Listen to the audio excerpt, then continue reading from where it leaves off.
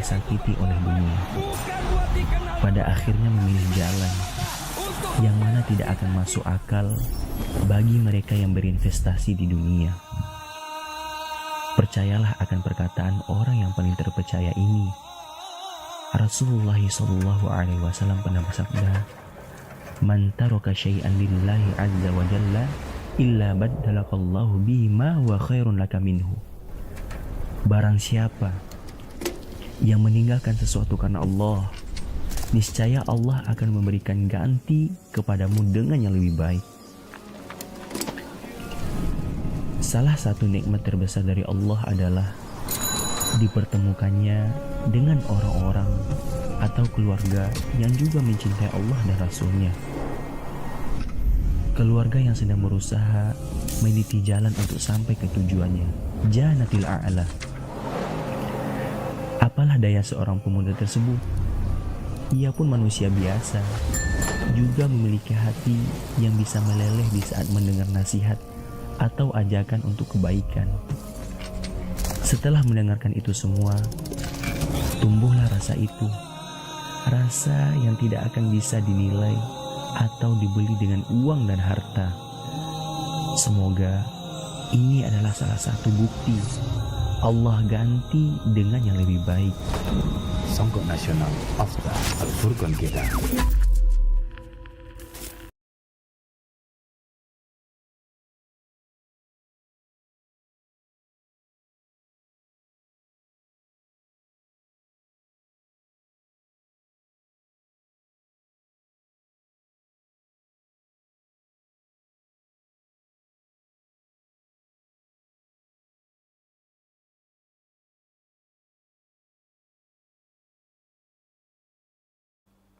Assalamualaikum warahmatullahi wabarakatuh.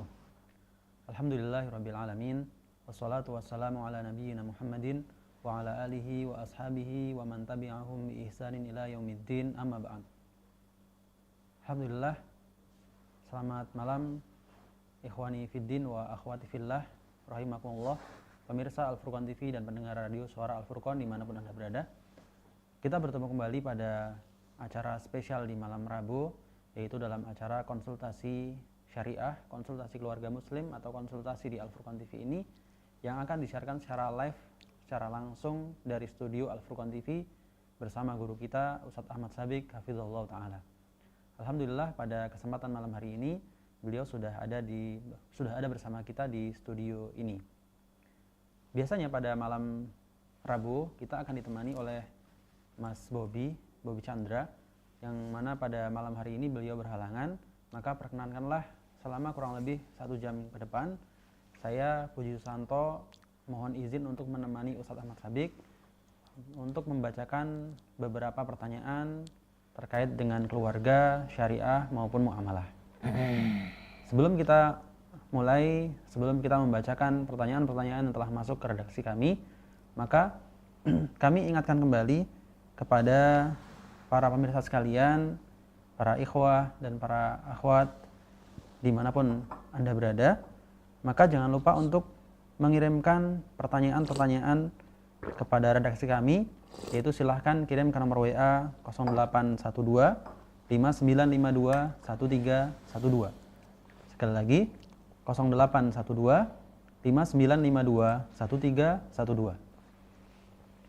Baik pemirsa sekalian, sebelum kita mulai, kita ingin sedikit menyapa Ustadz terlebih dahulu. Alhamdulillah beliau sudah berada di sisi ana. Assalamualaikum Ustadz. Assalamualaikum warahmatullahi wabarakatuh. Sehat Ustadz ya? Alhamdulillah. Gimana Ustadz tadi? Sepertinya hujan Ustadz. Alhamdulillah. Seger. Ya, alhamdulillah baru saja di daerah di Ma'had kita 2 hari ini telah turun hujan malam hari, dan semoga hujan ini merupakan hujan yang barokah. Allahumma shayyiban nafi'ah. Yang mana biasanya kita panas sekali, dan alhamdulillah ini mulai terasa segar. Baik Ustadz, insya Allah kita akan membacakan beberapa pertanyaan yang mana telah masuk ke redaksi kami, ke nomor kita. Beberapa pertanyaan baik itu tentang muamalah, tentang keluarga maupun tentang syariah. Kita bacakan yang pertama Ustadz, mohon izin. Dari pertanyaan pertama, dari saudara kita yang tidak menyebutkan nama dan asalnya. Beliau bertanya, Assalamualaikum, mohon penjelasan Ustadz, hikmah dari ayat di dalam surat Al-Baqarah yang mengenai janganlah menghapus pahala sedekah dengan menyebut-nyebut atau menyakiti hati orang yang menerima. Pertanyaannya, apakah hal ini juga berlaku kepada siapapun, baik itu pemberian terhadap anak misalnya? Jazakumullah khairan. Bismillahirrahmanirrahim. Alhamdulillah. Wassalatu wassalamu ala Rasulillah wa ala alihi wa ashabihi wa man ittaba hudah wa la hawla wa la quwwata illa billah. Amma ba'd. Akhwani wa akhwati fid din, jamaah kaum muslimin, jamaah kaum muslimah, para pemirsa Al-Furqan TV, para pendengar suara Al-Furqan dimanapun Anda berada, yang semoga senantiasa dirahmati dan diberkahi oleh Allah Subhanahu wa Ta'ala. Alhamdulillah, di malam hari yang berbarokah ini kita kembali bertemu di majelis kita, majelis konsultasi syariah. Semoga Allah Subhanahu wa Ta'ala mencurahkan rahmat dan taufiknya kepada kita semuanya. Para ikhwan dan para jamaah yang dimuliakan Allah Subhanahu wa Ta'ala, berkaitan dengan pertanyaan yang pertama tentang firman Allah Subhanahu wa Ta'ala, ya ayyuhalladzina amanu la tubtilu shadaqatikum bil manni wal adza. Wahai orang-orang yang beriman, janganlah kalian itu membatalkan, menghilangkan pahala sedekah kalian bil manni, dengan undat-undat, ungkit-ungkit gitu ya, wal adza, dan kata-kata atau perbuatan yang menyakiti terhadap orang yang diberikan atau yang kita beri pemberian tersebut. Para ikhwan sekalian, salah satu di antara prinsip seorang muslim dalam beramal itu adalah beramal lillah. Beramal itu lillah. Apapun yang kita lakukan, kita itu sedang bermuamalah yakni kepada Allah Subhanahu wa Ta'ala. Apapun yang kita lakukan, kita itu sedang bermuamalah dengan Allah Subhanahu wa Ta'ala. Maksudnya apa? Tatkala kita membantu orang, bukan karena kita kepingin untuk dibalas oleh orang itu. Jangan. Kita membantu orang karena itu perintah Allah. Karena itu adalah perintah Allah, karena itu syariatnya Rasulullah SAW.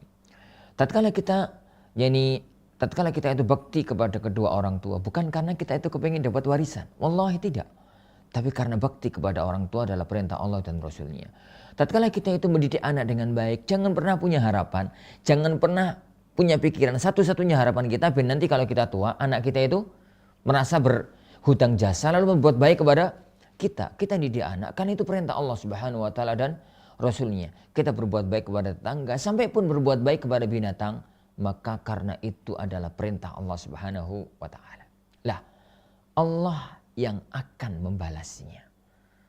Karena Allah telah berjanji, wa ma jazaa'ul ihsan illa al-ihsan. Yani wa ma jazaa'ul ihsan illa al-ihsan. Tidaklah orang berbuat baik pahalanya kecuali balasannya kecuali kebaikan. Kebaikan juga. In ahsantum ahsantum li anfusikum. Jika kalian itu berbuat baik, maka kalian telah berbuat baik untuk diri kalian sendiri. Kenapa?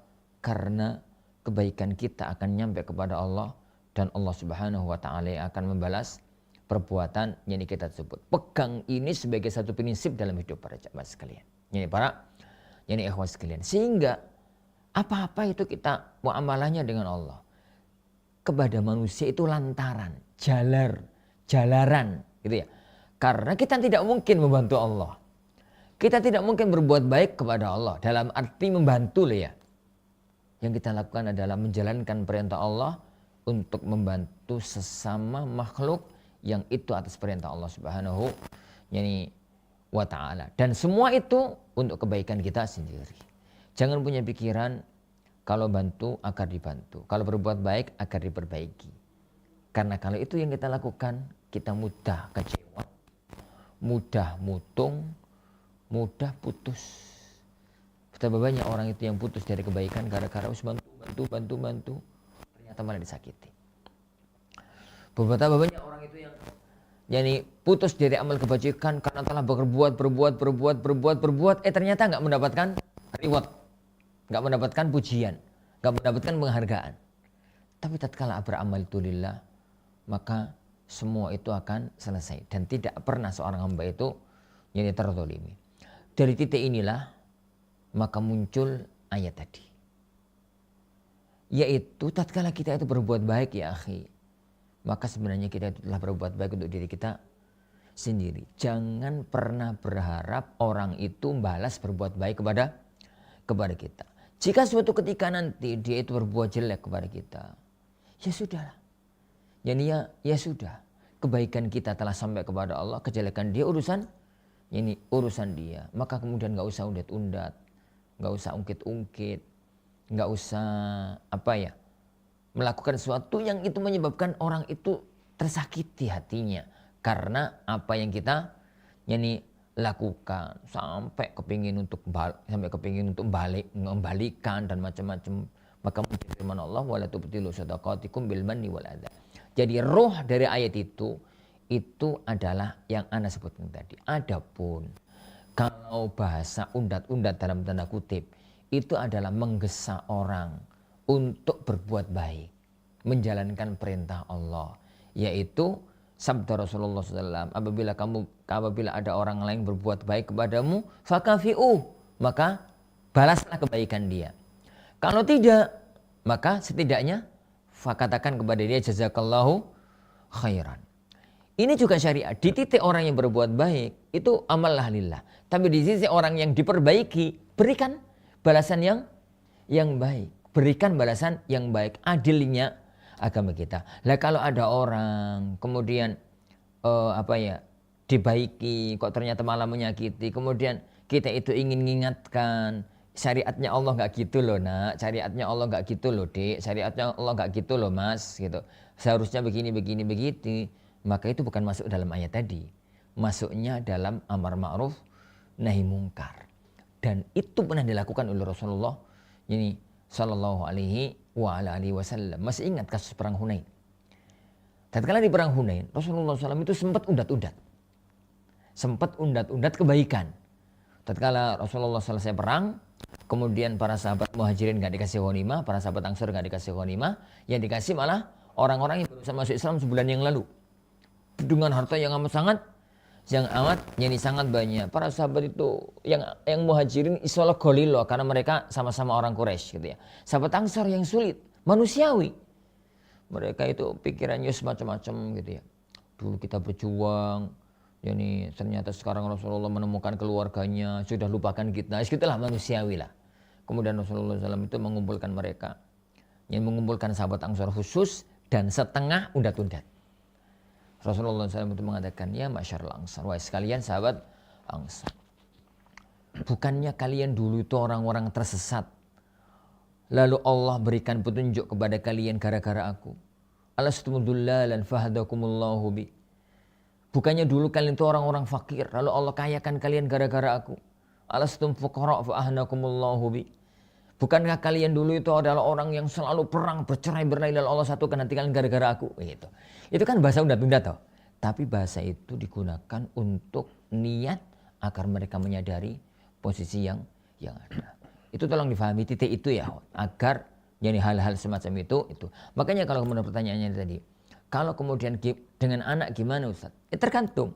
Kalau memang itu murni untuk menyakiti hati, maka di titik itu salah. Tapi kalau memang adalah untuk ngajari anak, jadi kalau kewajiban bakti sama orang tua, diingatkan bagaimana dulu kita itu sebagai orang tua berbuat baik kepada dia, maka di titik itu semoga tidak mengapa insyaallah. Wallahu a'lam bishawab. Nah. Kami ucapkan jazakallahu khairan kepada Ustaz Ahmad Sabik dan kepada penanya, alhamdulillah. Maka mari kita perbaiki niat kita, terlebih ketika kita sudah memberikan kebaikan kepada orang lain, terlebih meskipun itu kepada anak-anak kita, maka kita terus menjaga niat, luruskan niat, jangan sampai menyakiti orang tersebut. Baik Ustadz, sambil menunggu pesan-pesan yang masuk, kita tetap masih ada beberapa pertanyaan yang telah dikirim ke redaksi kita. Adapun pertanyaan yang kedua, ini beliau menyampaikan sebuah pertanyaan agak panjang. Tapi ketika Ana cermati, ini kisah Ustaz. Dijelaskan kisah dari awal. Ana bacakan Ustaz ya. Ya. Bismillah. Ahsanallahu ilaikum ya Ustaz. Amin. Afwan Ustaz, Mungkin pertanyaan Ana agak panjang.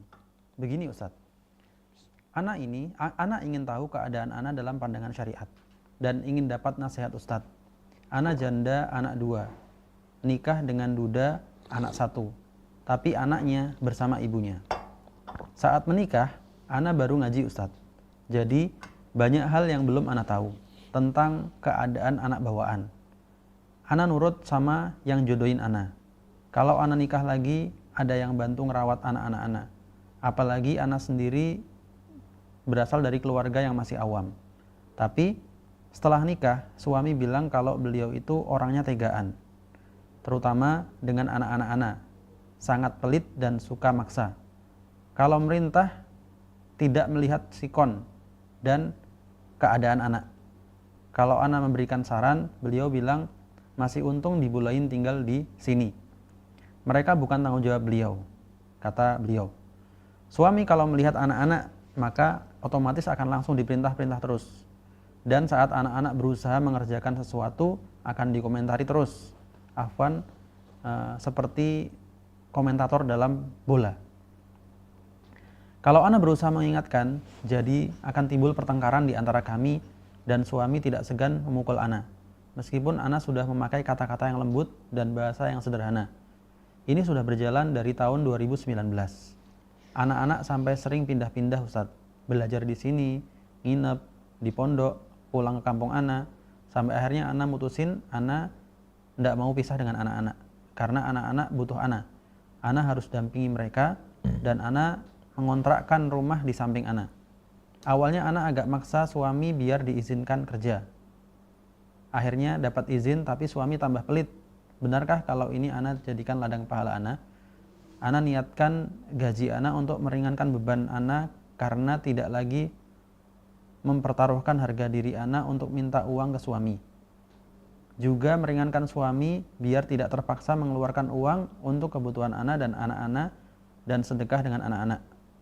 Untuk menjaga hubungan anak bawaan Ana dengan anak-anak dengan suami yang sekarang. Afwan, berdosakah Ana mengambil makan untuk anak-anak Ana, artinya anak dari pegawan saat suami pergi dengan niat itu mengambil bagian nafkah Ana? Dan berdosakah Ana kalau ada kurang lebihnya Ana dalam berbuat adil dengan anak-anak Ana, terutama anak bawaan dengan anak-anak sekarang ini yang dengan suami sekarang? Anak-anak terutama yang perempuan, dia baik Ustadz, nurut sama Ana. Sekarang dia di rumah karena Ana belum bisa melanjutkan pendidikannya. Tapi Ana privatkan hafalan juga pelajaran diniyahnya. Di luar waktu belajar dan murojaah, dia habiskan untuk dengerin taklim. Biiznillah, dia semangat mengamalkan ilmu yang dia dapat. Tapi dia takut ke rumah kalau ada suami.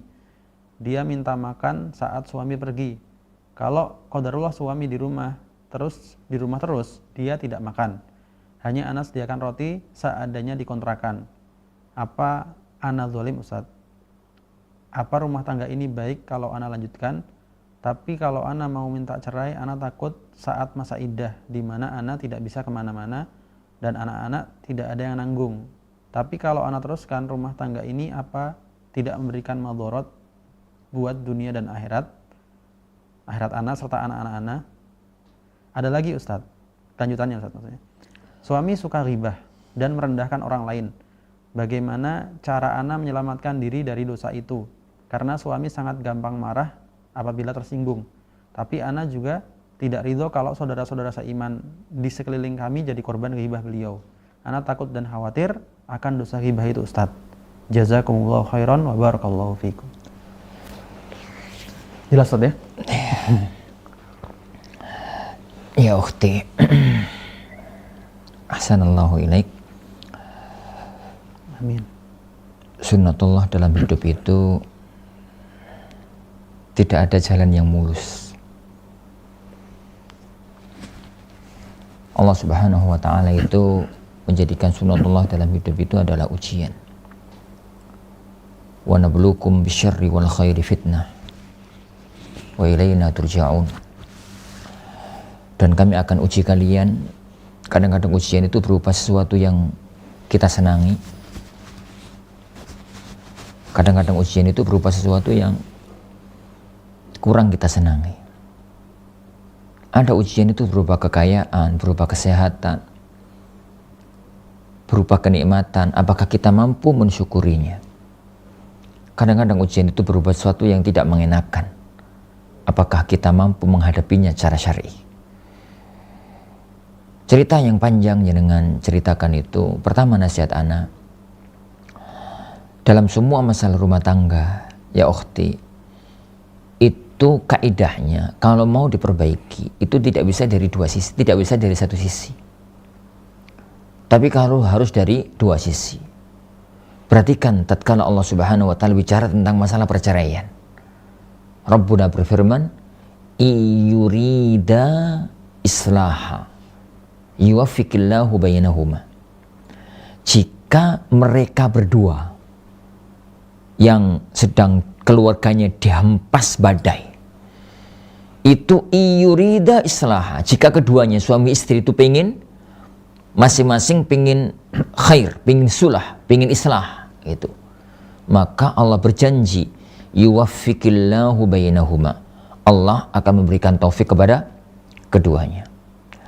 Tapi kemudian kalau itu datang dari salah satu istri to, suami to gitu, maka itu ya tanpa menafikan kebaikannya ya, seringnya itu sulit. Jadi untuk kebaikan ke depan. Maka Anda tidak tahu temperamen karakter dari sang suami yang, karena coba sekilas dari yang ceritakan tadi. Tapi nasihat Anda pertama ya ukhti, tolong jadi masalah keluarga yang kalau bisa diselesaikan berdua bisa. Kalau tidak, maka libatkan orang yang ketiga. Tatkala melibatkan orang yang ketiga, bahasanya Al-Quran itu hakaman min ahlihi wa hakaman min ahliha. Bahasanya Al-Quran itu ada dua sisi. Ada hakam, ada min ahlihi ahliha.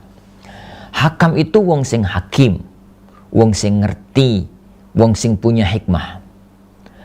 Ahl itu dari kalangan keluarga. Kenapa? Karena dari kalangan keluarga itu mempunyai ra'fah dan kasih sayang. Lebih bisa untuk kebaikan. Dan orangnya ngerti. Tapi tatkala kondisinya berubah, kalau dari kalangan keluarga malah semakin rancu, maka patokannya adalah hakam. Makanya bawalah kepada orang yang kira-kira insya Allah mampu memberikan nasihat kepada anti dan mampu memberikan nasihat kepada suami. Karena ini masalahnya adalah masalah anti dengan sang suami. Nasihat ana adalah kasus ini dibawa kepada orang yang ucapannya didengar oleh sang suami. Ucapannya didengar oleh ini sang suami. Itu insya Allah sangat ini bermanfaat sehingga bisa dipecahkan dari dua. Jadi dari dua sisi. Karena bisa jadi enti itu belum menyampaikan alasan suami menyampaikan berbuat kayak tadi itu apa. Bisa jadi itu ada sebabnya, bisa jadi nggak ada sebabnya, dan itu perlu didudukkan. Ini itu perlu didudukkan. Tapi sekilas dari apa yang yang kita dengar tadi ya dari ceritanya anti, kita akan mendudukkan sesuai dengan yang anti dengar, yang anti sampaikan tadi. Masalah yang pertama, jadi masalah yang pertama. Ucapan suami tatkala mengatakan masih mending mereka apa? Tinggal di. Ini tak izinkan tinggal di sini. Semoga itu bukan karena pemahaman agama, tapi karena kejahilan.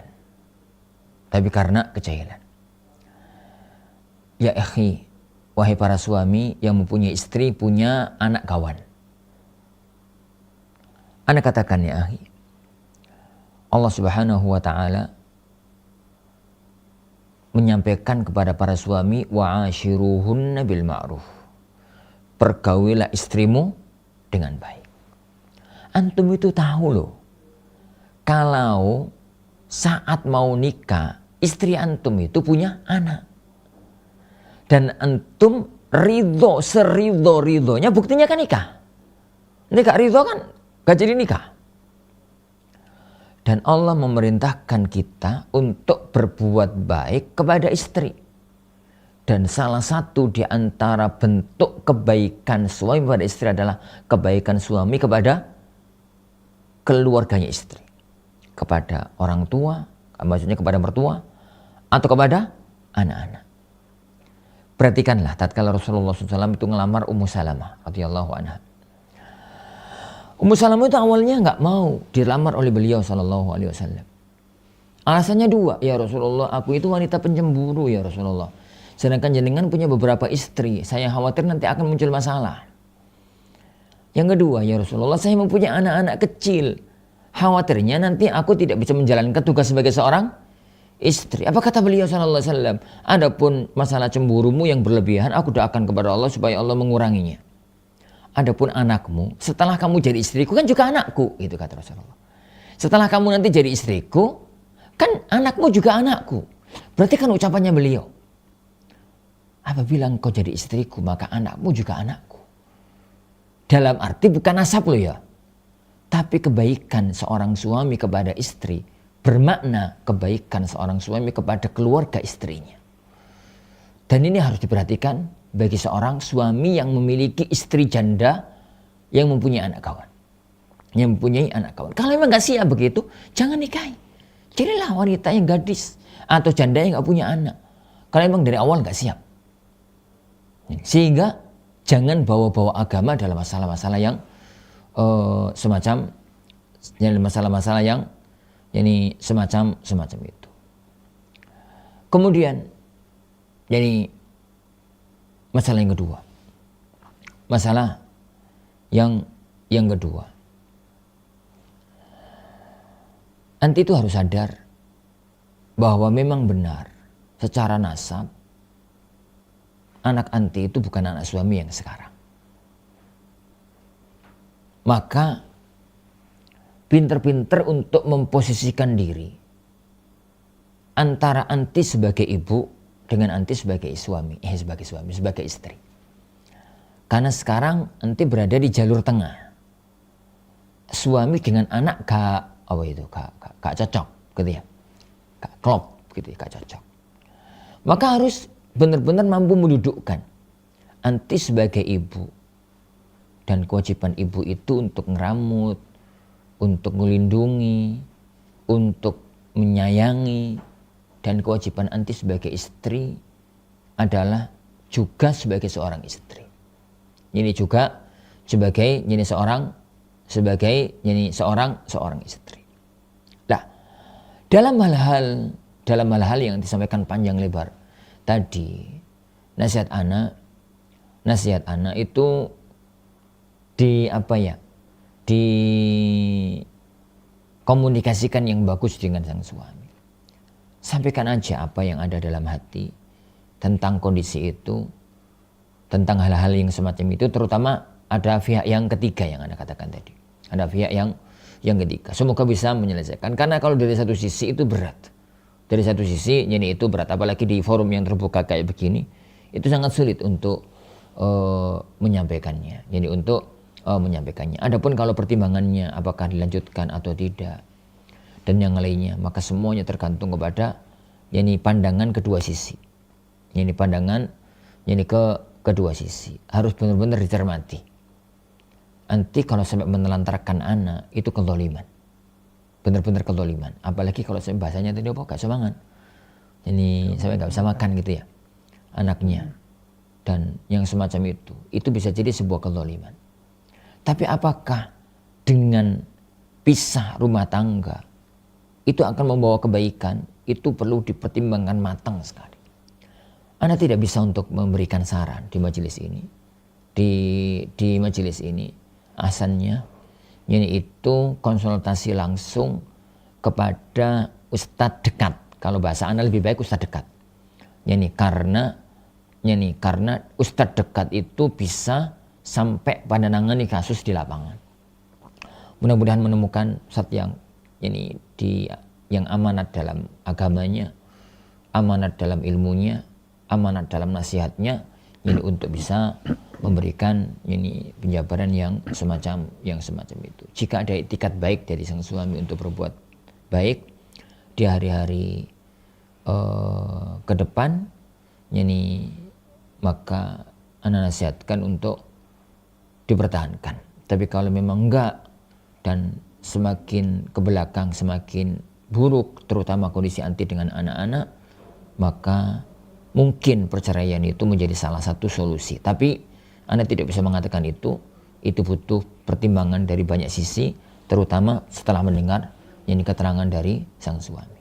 Wallahu a'lam bishawab. Nah. Baik Ustaz, kami ucapkan jazakallahu khairan atas jawabannya, dan juga kepada ukhti yang bertanya, kita doakan mudah-mudahan Allah Subhanahu wa taala memudahkan urusan anti sekeluarga, begitu juga semoga Allah memudahkan urusan seluruh kaum muslimin. Baik, kepada pemirsa Al-Furqan TV dan pendengar radio suara Al-Furqan dimanapun Anda berada, kepada ikhwah fillah wa akhwati fiddin, bagi yang ingin mengirimkan pertanyaan dalam acara konsultasi keluarga ini, maka kami persilahkan untuk mengirimkan via WA kami ke nomor 0812 5952 1312 0812 5952 1312. Baik, alhamdulillah pertanyaan-pertanyaan juga sudah mulai masuk, tapi kita akan membacakan berurutan sebagaimana yang telah masuk terlebih dahulu. Kita bacakan pertanyaan yang ketiga pada malam hari ini, Ustadz. Pertanyaan ketiga pada malam hari ini adalah berasal dari saudara kita Abu Abdillah yang berasal dari kota Gresik. Bismillah, beliau bertanya, Afwan Ustadz, apakah media dakwah dalam Islam seperti live YouTube dan lain-lain, mungkin live di Instagram, di TikTok dan sebagainya, hukumnya haram dengan dalil la'anallahul musawwirin? Jazakumullahu khairan. Apakah ini masuk dengan musawwir ya Ustaz? Silakan. Jazakallah khair ya akhi. Jadi nasihat anak kepada semua ikhwah untuk memahami masalah hukum itu dari dua sisi. Yang pertama, tasawur dalil. Tasawur kopo misalnya, gambaran gitu ya. Menggambarkan. Dalil. Yang kedua, tasawur gambaran waqi', gambaran fakta. Tasawur dalil itu difahami dengan tepat dari berbagai pandangan sudut. Dari pertama, latar belakang dalil itu muncul. Yang kedua, makna istidlal usuli.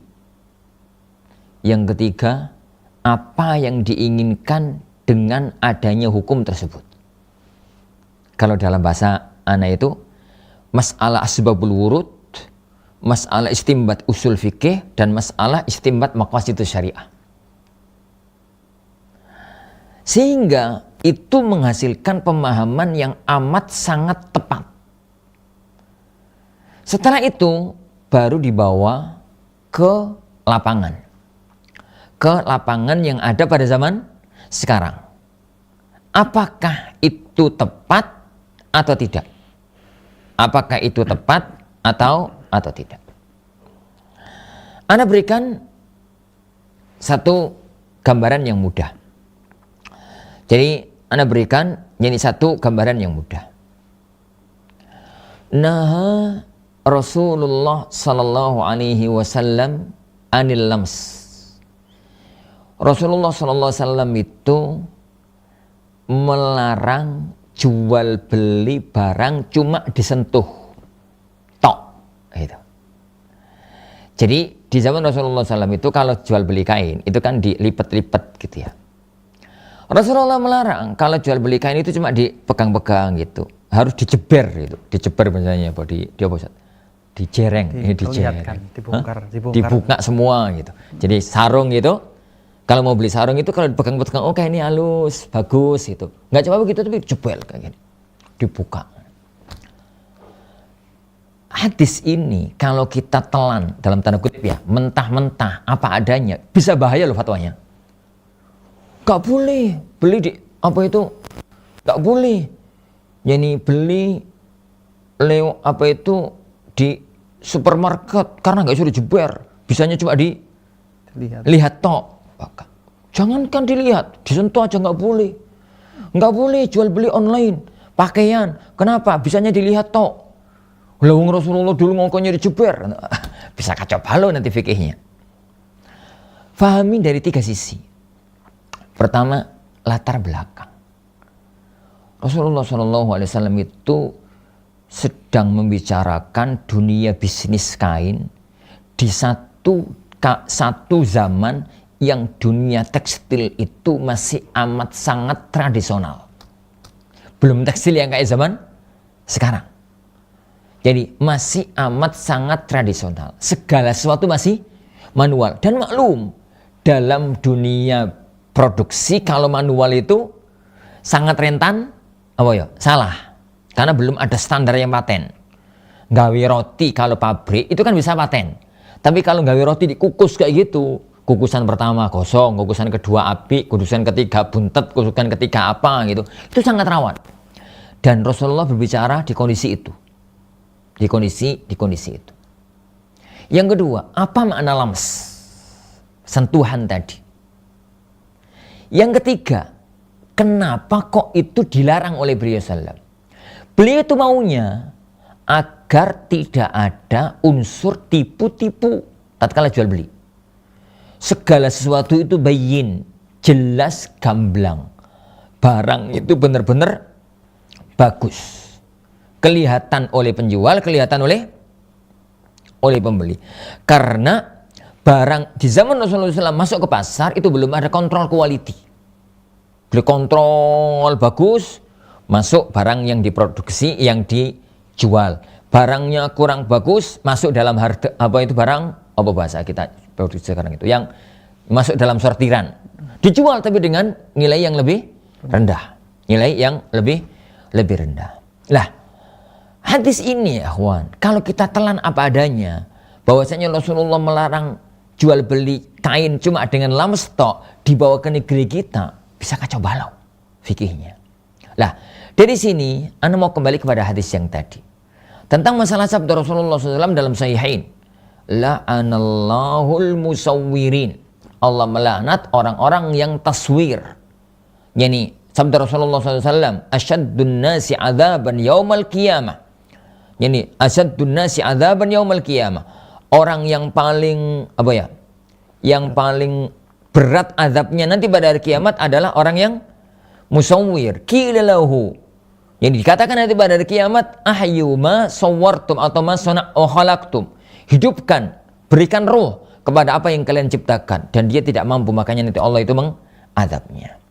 Hadis ini dudukkan dengan tepat. Jadi hadis ini dudukkan dengan tepat. Hadis ini berawal dari apa? Apa maknanya? Tujuannya apa? Jadi tujuannya itu, tujuannya itu adalah apa? Itu didudukkan dengan tepat. Masalahnya itu panjang kalau kita bahas. Kalau antum bisa baca kitab ya, Anda isyaratkan pada satu kitab yang sangat bagus, Ahkamut Taswir fil Islam. Jadi risalah doktorah kalau nggak salah, kalau nggak risalah magister. Jadi Ahkamut Taswir fil Islam, hukum taswir. Anda tidak bisa terjemahkan karena taswir itu bisa bermakna seni pahat, bisa bermakna seni lukis, bisa bermakna ini itu gitu ya. Jadi hukum taswir dalam Islam.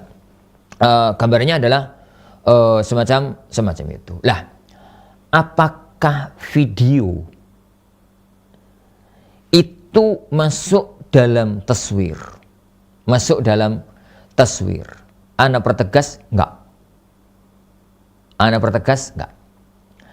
Live yang sekarang antum tonton di TV, kami berdua sekarang, itu faktanya apa ya akhi? Faktanya itu adalah menampilkan kejadian yang sekarang kami lakukan agar bisa disaksikan oleh orang dari tempat yang lain. Kalau seandainya Anda ada di Sedayu sekarang, kemudian ada di depan kami, maka akan sama persis dengan yang Anda saksikan di TV. Tidak ada proses taswir yang ada di sini. Yang ada adalah menukil dan mengabadikan kejadian. Jadi menukil apa? Memindahkan satu kejadian dan mengabadikan satu kejadian. Itu yang terjadi. Jadi itu yang terjadi. Makanya tidak ada satupun ulama besar yang mu'tamad ya kawan, yang melarang TV dari sisi gambarnya.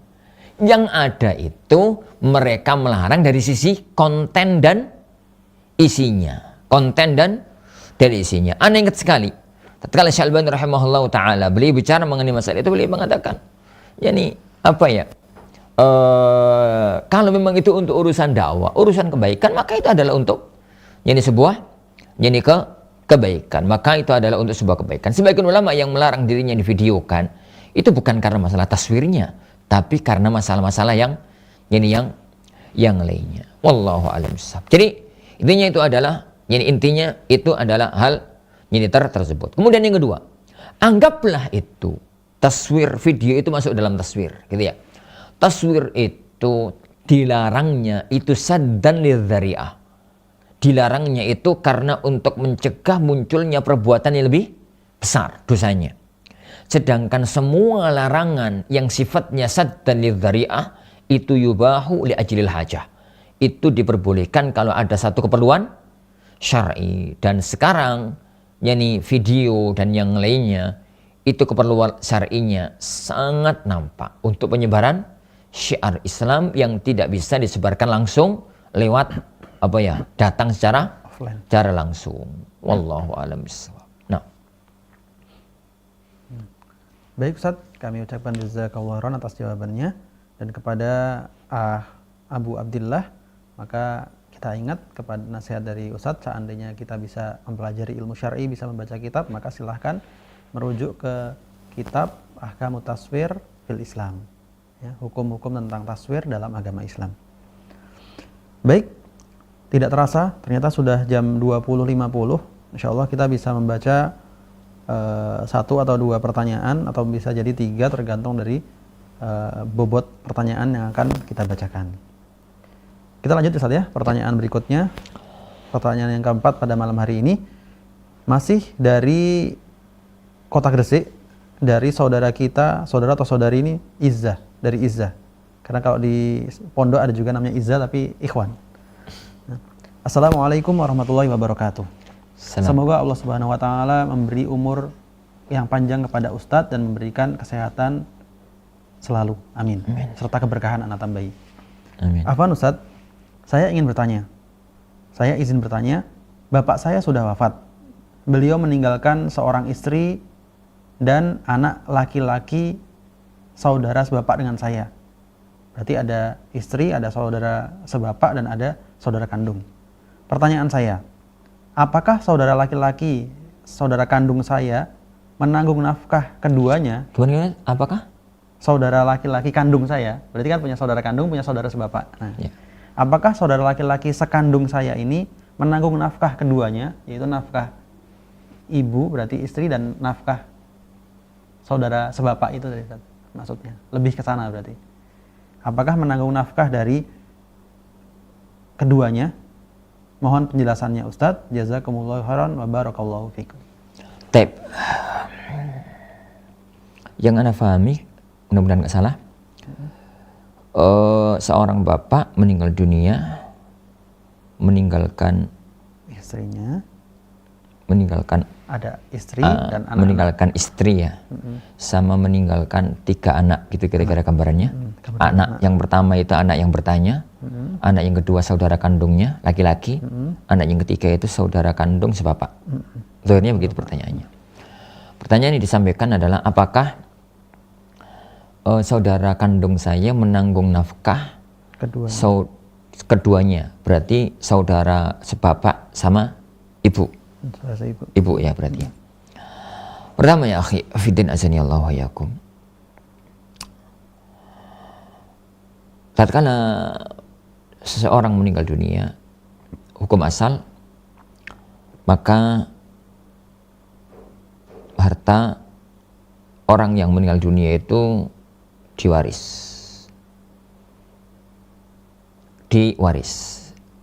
Maka anak keturunannya, ahli warisnya mendapatkan hak waris, dan itu yang digunakan untuk salah satu penopang hidup. Karena mempunyai 3 orang anak, berarti dengan cerita tadi di hadapan bapak kan berarti 3-3-nya anak kandung. Ya, di hadapan bapak berarti kan 3-3-nya anak kandung. Hanya kan beda ibu berarti. Maka istri mendapatkan 1/8, sisanya dibagi anak-anaknya. Lidzakari mithlul hadzil unsyayain. Kalau laki-laki semua ya bagi rata, kalau perempuan semuanya dibagi rata, 2/3 dibagi rata. Kalau laki-laki perempuan maka lidzakari mithlul hadzil unsyayain, yang laki-laki mendapatkan 2 kali lipat yang perempuan. Itu. Yang berikutnya, kalau kemudian ternyata pertanyaannya itu adalah apakah menanggung nafkah? Pertamanya, untuk urusan ibu, maka ibu itu tanggungan anak. Ibu itu tanggungan anak. Tanggungan anak dalam arti, ya ibu sudah sepuh, sudah tua, nggak bisa berbuat apa-apa, tidak bisa bekerja, tidak bisa memberi nafkah, cari nafkah, maka yang menanggung adalah anak. Dan itu adalah satu bakti yang amat sangat berharga. Tatkala orang tua sudah tua, maka anak yang mengambil posisi untuk memberikan nafkah kepada orang tuanya. Adapun untuk saudara, maka saudara laki-laki itu menanggung nafkah saudara perempuannya, mau kandung, mau sebapak, mau seibu, dengan syarat 2. 1, yang ditanggung itu tidak bisa menafkahi dirinya. Dalam artian kalau saudara perempuan itu dia itu nggak punya suami, atau nggak punya suami, dia itu nggak bekerja atau nggak bisa bekerja dan macam-macamnya, dan sangat butuh orang yang menafkahinya. Yang kedua, saudara laki-lakinya itu mampu, ada sesuatu yang bisa dia berikan lebih dari kebutuhan dia sendiri dan untuk kebutuhan keluarganya. Apabila syarat ini terpenuhi, maka dia itu menjadi penanggung jawab kepada saudarinya, mau itu kandung, sebapak maupun maupun seibu. Adapun dalam cerita tadi, kasus tadi itu adalah saudara. Jadi kalau itu saudara, adalah saudara, maka lihat kondisi saudaranya. Apakah saudaranya itu sudah bisa untuk hidup mandiri atau tidak? Apabila saudaranya itu sudah bisa hidup mandiri, maka hukum asalnya dia berbuat untuk dirinya sendiri. Tapi tatkala dia belum bisa mandiri, dalam arti masih kecil gitu, maka kewajiban nafkah jatuh ke tangan saudara. Jadi ke tangan saudara. Itu dari sisi kajian fikih. Ataupun dari sisi kajian yang lainnya, ya saya dari satu masalah. Kalau kita bahas hal-hal yang semacam itu, jangan bahas dari sudut fikih tok, tapi bahaslah dari sudut bahwa tatkala kita itu bantu saudara, itu adalah sedekah dan silah. Sedekah dan menyambung hubungan kekerabatan. Dan menyambung hubungan kekerabatan itu adalah sebuah anugerah atau sebuah yang sangat besar di sisi Allah Subhanahu wa taala, dan tidak akan pernah ada harta yang berkurang karena disedekahkan. Tidak pernah ada harta yang berkurang karena dibelanjakan di jalan Allah. Setiap pagi hari itu ada 2 malaikat yang turun, dan satu mengatakan Allahumma a'ti munfiqan khalafah, yang satunya mengatakan Allahumma a'ti mumsikan talafah. Ya Allah, berikanlah kepada orang yang infak di jalanmu. Dan salah satu di antara infak di jalan Allah adalah membantu orang lain, terutama kerabat yang membutuhkan, ganti yang lebih baik. Yang satunya mengatakan, ya Allah, berikanlah kepada orang yang menahan kewajiban hartanya, kehancuran, yakni hartanya. Apabila memang saudara itu tidak bisa hidup, yakni ba'dallah ya, belum mempunyai penghasilan dan memang dia itu masih kecil atau sakit atau apa, maka bantulah, kan itu adalah kewajiban saudara kepada saudaranya. Wallahu a'lam. Nah.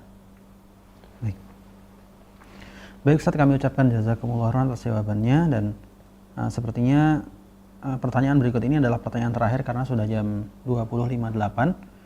Pertanyaan terakhir berasal dari seorang wali santri, Ustaz. Bismillah, afwan Ustaz.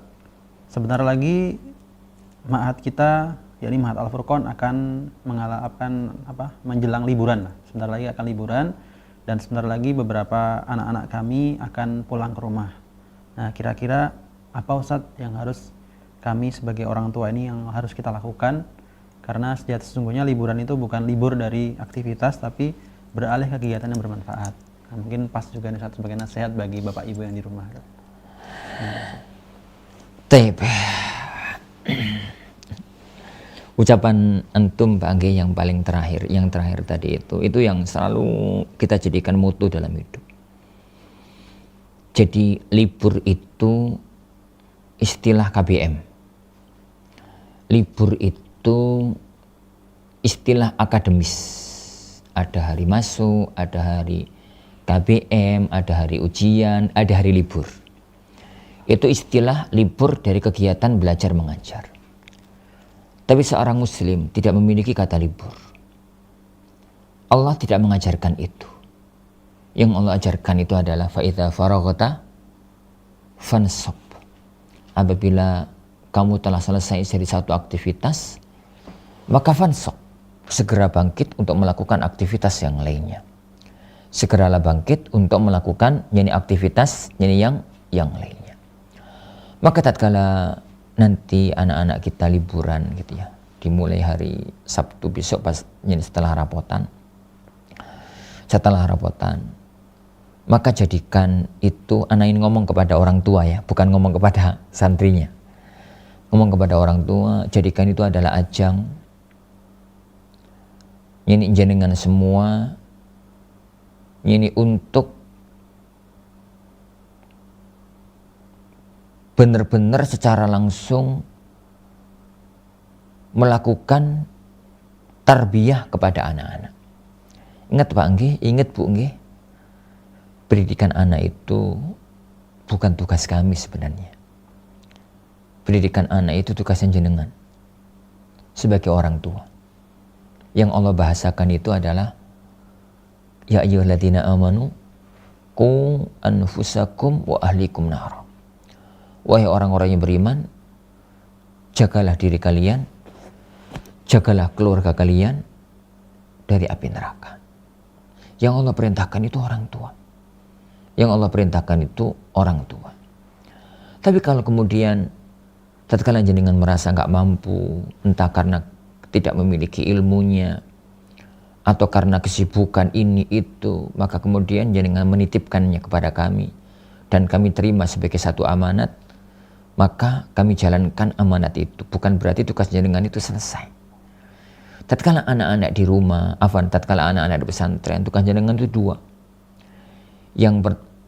Dua minimalnya. Yang pertama, memberikan pendidikan jarak jauh. Nasihat, telepon, dinasihati, diberi kekuatan, didukung, gitu, dan macam-macamnya. Itu yang pertama. Yang kedua, menjaga hubungan baik dengan lembaga dan orang-orang yang mendidik anak jenengan, dengan pesantrennya, dengan guru-gurunya. Jangan sampai terjadi yang terjadi dalam kasus yang hari-hari ini, yang kebelakangan ini viral. Orang tua nggak ada terima kasihnya kepada sang guru, sehingga malah dilaporkan. Masuk ranah kepolisian, ribut dan macam-macamnya. Dan macam-macamnya. Sesuatu yang sangat miris dalam pendidikan. Yang ketiga, mendoakan. Doa, dan doa. Ingat, semua manusia itu adalah cuma berusaha. Hasil di tangan Allah Subhanahu wa Ta'ala. Ketuk pintu Allah, ketuk pintu langit dengan doa orang tua yang kepada anaknya. Ingat para jamaah sekalian, kekuatan manusia itu di bawah kendali Allah Subhanahu wa ta'ala. Jangan andalkan kecerdasan, jangan andalkan kekuatan, kembalikan semuanya kepada kekuatan Allah Subhanahu wa ta'ala. Itu tatkala putra putri jenengan ada di pesantren. Tatkala pulang, maka tugas itu berlanjut. Tugas itu berlanjut. Pertama, jadikan pulang anak itu sebagai momen kedekatan anak secara psikologis dan secara fisik antara anak dengan orang tua. Waktu yang cuma 2 pekan itu maksimalkan sebaik-baiknya. Yani agar kita itu, anak itu merasa bahwasanya dia itu di rumah benar-benar merasakan kehangatan yani orang tuanya selama ini dia rindukan. Tapi jangan dimanja anak. Jangan dimanja. Jangan sampai anak itu nggak kepingin balik karena saking enaknya di rumah. Dimanja gitu. Jadi jangan. Yang dilakukan di rumah itu adalah bagaimana anak itu mempraktekkan ilmu-ilmu yang mereka dapatkan. Istiqomah dengan kebaikan yang mereka dapatkan tatkala di pesantren, murojaai, ibadai, disertai, dibimbing, dan macam-macamnya. Itu yang pertama. Itu yang pertama. Yang kedua, ajak mereka untuk melakukan kebaikan yang tidak memungkinkan untuk dilakukan di pesantren. Apa itu? Silaturahim. Silaturahim kepada kerabat, kepada keluarga, diajak kembali, diajak ke rumahnya siapa gitu yang memang itu butuh. Jadi mereka itu untuk berbuat. Kalau kemudian sesekali refreshing, pergi ke pantai, pergi ke kebun binatang misalkan, maka tidak mengapa. Jadi jadikan hari-hari itu momen utama untuk bimbing anak-anak kita, untuk bimbing anak-anak kita selama waktu di rumah, menjaga adabnya, menjaga akhlaknya, mengajak mereka untuk silaturahim kepada keluarganya, dan menjadikan momen itu adalah momen kedekatan antara anak dengan orang tuanya. Ini bicara anak kepada orang tua. Adapun nanti tatkala kepada anaknya, insya Allah akan kami sampaikan tatkala di pesantren, insya Allah sebelum pulang. Wallahu a'lam bishawab. Baik Ustaz, kami ucapkan jazakallahu khairan atas nasihat di akhir kepada wali santri, kepada orang tua. Maka dengan pertanyaan yang terakhir ini berakhir pula konsultasi keluarga muslim pada kesempatan malam hari ini. Insya Allah kita akan bertemu kembali pada pekan depan pada jam yang sama, yaitu setiap hari Selasa malam Rabu jam 20.00 hingga jam 21.00. Adapun bagi pemirsa sekalian yang ingin mengirimkan pertanyaan, yang ingin bertanya kepada Ustadz Ahmad Sabiq, maka kami persilahkan untuk mengirimkan WA dan bisa dari sekarang ke nomor 0812 5952 1312. Sekali lagi, silahkan kirim pertanyaan ke nomor 0812 5952 1312. Insya Allah pertanyaan-pertanyaan yang masuk akan kita simpan terlebih dahulu dan akan kita bacakan pada kesempatan yang akan datang. Maka dengan ini saya selaku MC pada malam hari ini mengucapkan terima kasih banyak kepada pemirsa sekalian yang telah setia menemani kami stay di depan HP atau di depan televisi untuk menyaksikan live kami ini. Dan kami juga meminta maaf apabila ada kesalahan, baik itu dari tutur kata maupun dari kesalahan yang telah kami lakukan, baik itu sengaja maupun tidak sengaja. Maka kami dari studio Al-Furqan TV undur diri. Kami ucapkan jazakumullah khairan wa barakallahu fikum. Fasubhanakallahumma wa bihamdika asyhadu an la ilaha illa anta astaghfiruka wa atubu ilaik. Wassalamualaikum warahmatullahi wabarakatuh. Al-Furqan TV, saluran pendidikan, dakwah, dan inspirasi Islami.